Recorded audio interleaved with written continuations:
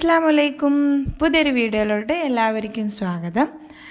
ഇന്നത്തെ റെസിപ്പിയിൽ നമുക്ക് ഐസ്ക്രീം എങ്ങനെ പ്രിപ്പയർ ചെയ്യാമെന്ന് നോക്കാം.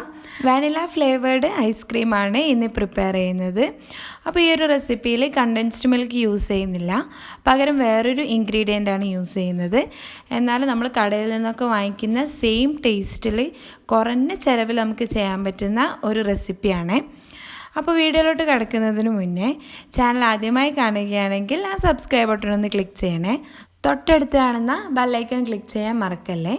അപ്പോൾ റെസിപ്പിയിലേക്ക് കിടക്കാം.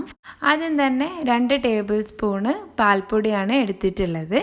ഇനി ഇതിലേക്ക് 2 ടേബിൾ സ്പൂണോളം വെള്ളം ഒഴിച്ചിട്ട് നന്നായി കട്ടയൊന്നുമില്ലാതെ ഒന്ന് മിക്സ് ചെയ്തെടുക്കാം.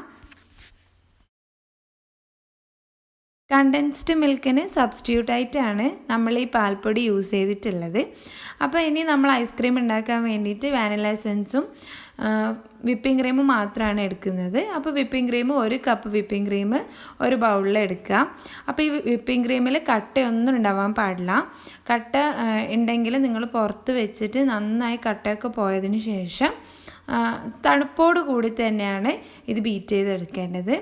അല്ലെങ്കിൽ നമ്മുടെ ഐസ്ക്രീം സെറ്റായി വരുമ്പം അതിൽ ഐസ് ക്രിസ്റ്റൽസ് ഫോം ചെയ്യും. അപ്പോൾ ആ ഒരു ക്രീമി ടെക്സ്ചർ ഉണ്ടാവില്ല. അപ്പോൾ ശ്രദ്ധിക്കുക, എപ്പോഴും കട്ടയൊക്കെ കളഞ്ഞിട്ട് വിപ്പിംഗ് ക്രീം എടുക്കുക, സാധാരണ നമ്മൾ കേക്കിനൊക്കെ എടുക്കുന്ന പോലെ. ഇതൊരു മീഡിയം സ്പീഡിലിട്ടിട്ടാണ് നമ്മൾ ബീറ്റ് ചെയ്തെടുക്കേണ്ടത്. എന്നിട്ട് ഇതിലേക്ക് ഒരു 1/2 ടീസ്പൂണ് വാനില എസൻസ് ആഡ് ചെയ്ത് കൊടുക്കുക. അതിനുശേഷം ഒന്ന് ബീറ്റ് ചെയ്തതിന് ശേഷം ഒരു 1/4 കപ്പ് പൊടിച്ച പഞ്ചസാര, പൗഡേർഡ് ഷുഗറും കൂടി ആഡ് ചെയ്ത് കൊടുക്കണം. അപ്പോൾ പൗഡേർഡ് ഷുഗർ ആഡ് ചെയ്യുന്ന സമയത്ത് കുറച്ചായിട്ട് ആഡ് ചെയ്ത് കൊടുക്കുക, നിർത്താതെ കൈ വിടാതെ തന്നെ ബീറ്റ് ചെയ്തിട്ട് കുറച്ചായിട്ട് ആഡ് ചെയ്ത് കൊടുക്കണം. ഇവിടെ ഫിയോണൻ്റെ വിപ്പിംഗ് ക്രീമാണ് യൂസ് ചെയ്തിട്ടുള്ളത്.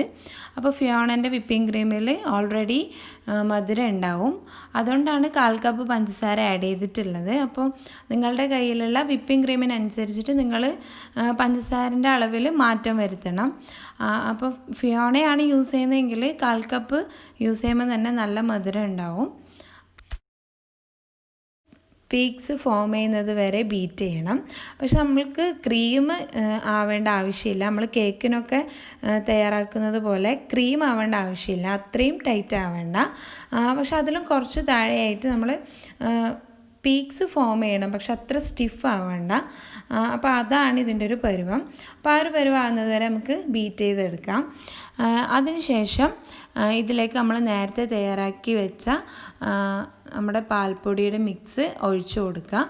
എന്നിട്ട് ഇതൊരു സ്പാറ്റുല വെച്ചിട്ട് ഒന്ന് ഫോൾഡ് ചെയ്തെടുക്കണം. നന്നായി മിക്സ് ചെയ്തെടുക്കുക. അപ്പോൾ നമ്മൾ ഐസ്ക്രീം ഏകദേശം റെഡിയായി കഴിഞ്ഞു. ഇനി ഇതൊന്ന് സെറ്റായി വന്നാൽ മതി. അപ്പോൾ ഇത്രേ പണിയുള്ളൂ ഐസ്ക്രീം ഉണ്ടാക്കാൻ വേണ്ടിയിട്ട്.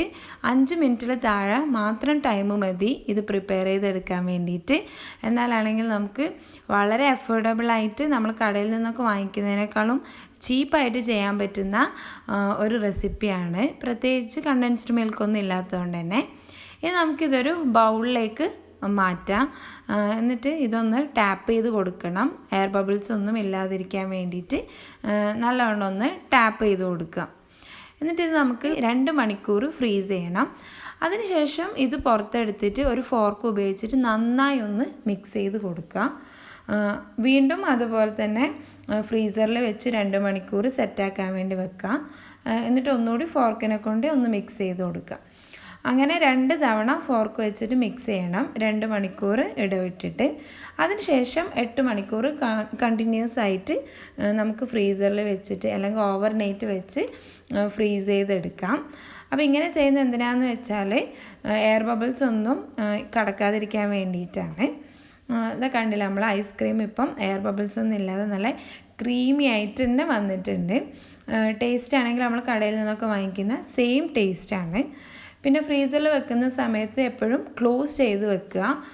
ഫോയിലോ റാപ്പറോ ഒക്കെ ഉപയോഗിച്ചിട്ട് നന്നായി ക്ലോസ് ചെയ്തതിന് ശേഷം മാത്രം ഫ്രീസറിൽ വെക്കുക. എല്ലാവരും ഇതൊന്ന് ട്രൈ ചെയ്ത് നോക്കിയിട്ട് ഫീഡ്ബാക്ക് അറിയിക്കുക. ലൈക്ക് ചെയ്യാനും ഫ്രണ്ട്സും ഫാമിലീസും ഒക്കെ ആയിട്ട് ഷെയർ ചെയ്യാനും മറക്കരുത്. പുതിയ വീഡിയോസും റെസിപ്പീസൊക്കെ ആയിട്ട് കാണുന്നത് വരേക്കും bye bye and thank you.